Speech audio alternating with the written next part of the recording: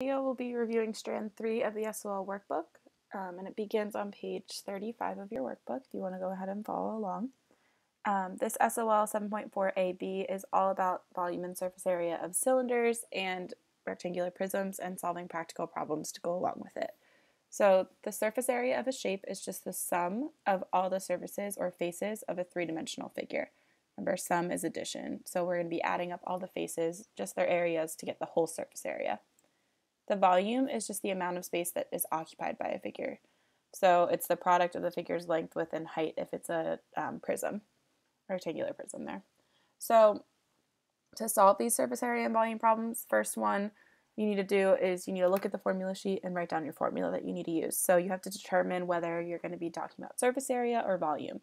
So for surface area, some of those words that we see are like cover, or the amount of paper used to wrap a present, that kind of thing. It's what's going on the outside. Or if you have a wooden crate, it's what you're using to build. Whereas for volume, some of those keywords are fill, or how much does it hold. So if you think about a jar of candy, it's how much will the jar hold. So not how much is the jar made of, not surface area would be how much glass did it use to make this whole glass jar, whereas volume would be how much does the whole jar hold of candy. So those are some of the words you're going to be seeing to determine if you're using surface area or volume. Once you find your formula sheet and write down a formula, you replace the appropriate numbers into the formula, like the height or the radius or the width or the length. Then you're going to solve and label your answer with the correct unit of measure. So the SOL will provide you with your formula sheet, but it's also in your workbook on page 3 if you want to turn back to there and figure it out. So that's on page 3 if you want to access it. So I just did 2 examples for us down here.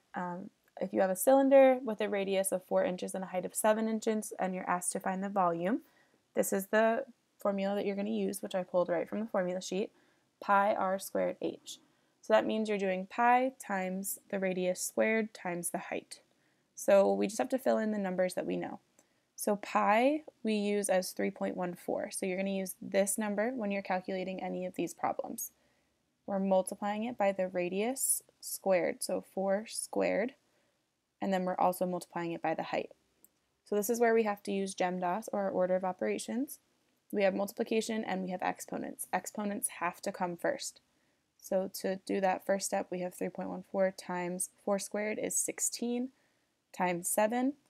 Now all we have left is multiplication, so we can just multiply all those numbers together, and our volume here becomes 351.68.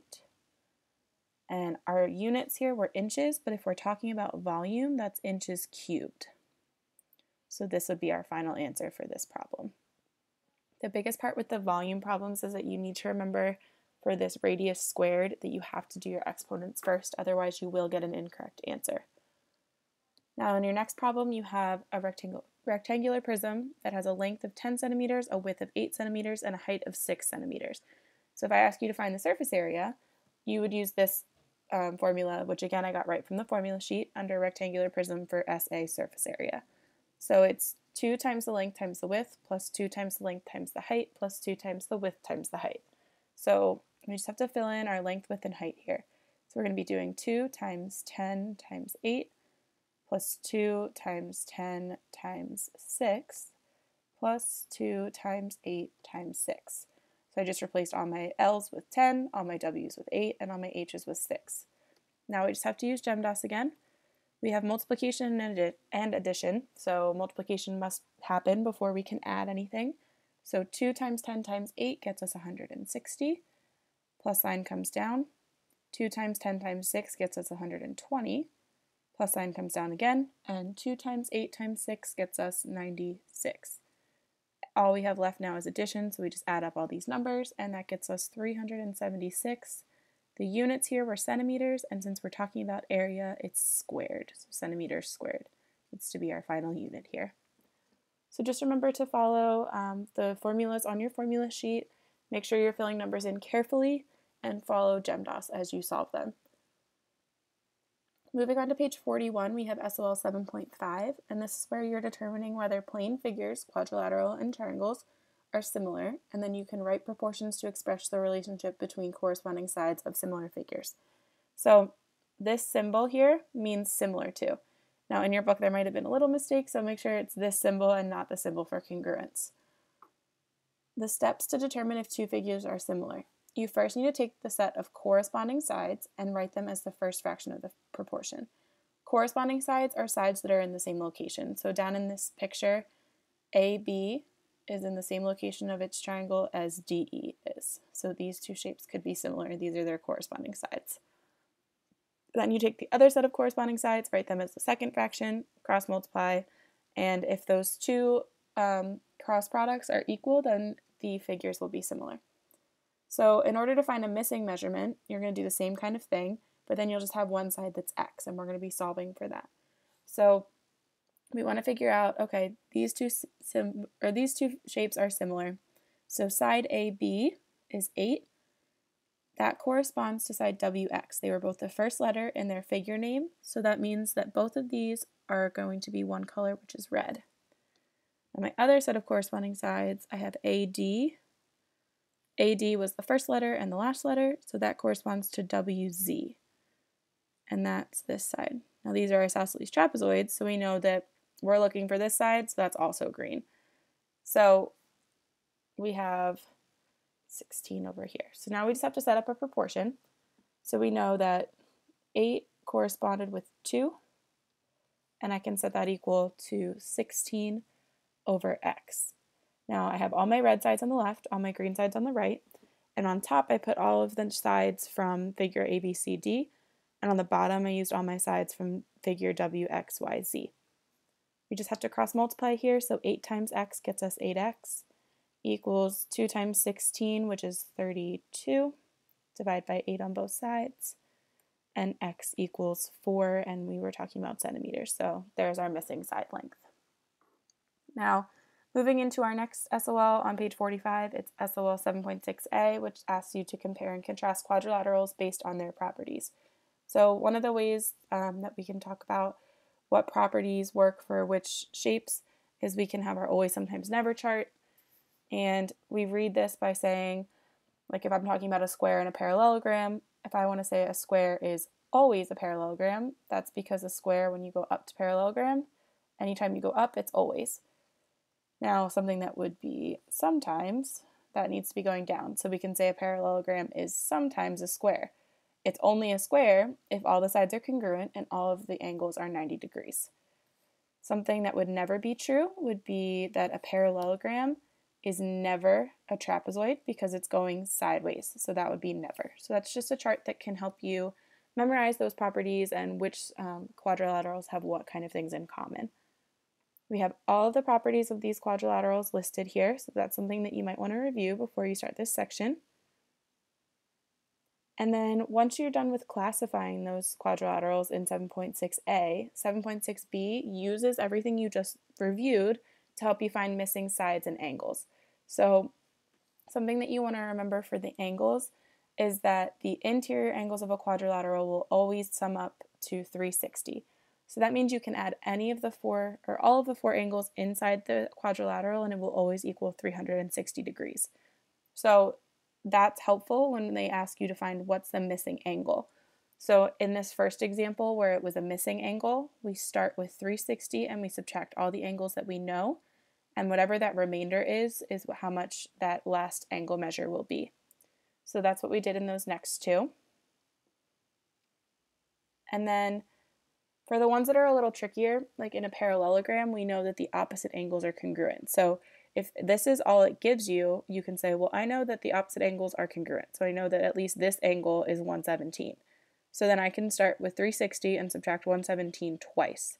That means I get a remainder of 126. And so that's going to mean both of these angles need to add up to 126 to make the entire quadrilateral add up to 360. But we're talking about a parallelogram. And we know that opposite angles in a parallelogram are congruent. So if they have to add up to 126, but we know they have to be equal, we can divide by 2 and figure out that both of those missing angles are 63 degrees. Now as we move into SOL 7.7 on page 53, we have translations and reflections. So when you are translating, you're sliding a figure into a new position without turning it. And the way that we remember that is inside the middle of translation, we have SL for slide. So we're sliding a shape, we're not rotating it, we're not turning it around, it's just being slid. So you're just going to take each point and slide it across the coordinate grid. So in this example, they gave us this triangle FGH. I'm going to make it blue so we can see it. And it told you to take this take the triangle and translate it 6 units to the left. So we're going to take it 6 boxes over to the left. So to get F over to F prime, we count 6 boxes to the left, and that's where our new point becomes. So that means that F prime would be at -3, 5. And then FG, G right here, we count 6 spaces to the left, and that's right here. So G prime will be at 1, 7. And then our last one is H, so H, if we count 6 boxes to the left, H prime ended up at -3, 0. So we write the new point once it's been moved as the letter with an apostrophe on it, and we say F prime, G prime, H prime. Those are the final new points. Whereas here, these original points were just F, G, and H. So F started at 3, 5, G started at 7, 7, and H started at 3, 0. So that's what those points were below here. That was your original starting point. But your new points now are these ones in red with F prime, G prime, H prime. Now in a reflection just means you're flipping. So we remember that with FL in the middle, we're flipping a figure across one of the axes. So you're either flipping it horizontally for the x-axis or vertically for the y-axis. So you just want to go through and figure out how far away are these shapes from their axes, and then I'm just going to reflect it the other side. So in this problem, we're asked to reflect across the x-axis. So we're going to be reflecting right across this line. And our shape is shape ABCD. So if I want to start with point A is 1, 2, 3, 4, 5 boxes away from the line of reflection. So I'm going to stay lined up with point A, but count 5 boxes away in the other direction. So 1, 2, 3, 4, 5. That's going to mean that A prime is right down here, 5 units away. So with point B, we do the same thing. Point B is 1, 2, 3, 4, 5 boxes from the line of reflection. So we go in the other direction, 1, 2, 3, 4, 5 boxes away to get B prime. C is 2 boxes away, 1, 2, and it's 2 down the other way to get C prime. And point D is 2 boxes away from the line of reflection, so 2 boxes in the other direction would be D prime. So then once you have all your points moved, then you just connect them to get the entire shape. Now, same thing for the x or the y-axis. We're just reflecting across this line now, and we just count the number of boxes. So A is 2 boxes from the line of reflection, so we count 2 boxes to the other direction, and we have A prime. Point B is 2 boxes away, 1, 2, so we got 2 to the left. Point C is 1, 2, 3, 4, 5, 6 boxes away, so we go 1, 2, 3, 4, 5, 6 boxes away there. Notice they're still lined up with what their y value was, but their x value has been flipped over to the other side.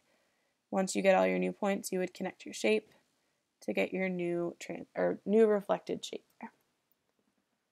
That's it for strand 3. Thanks for watching.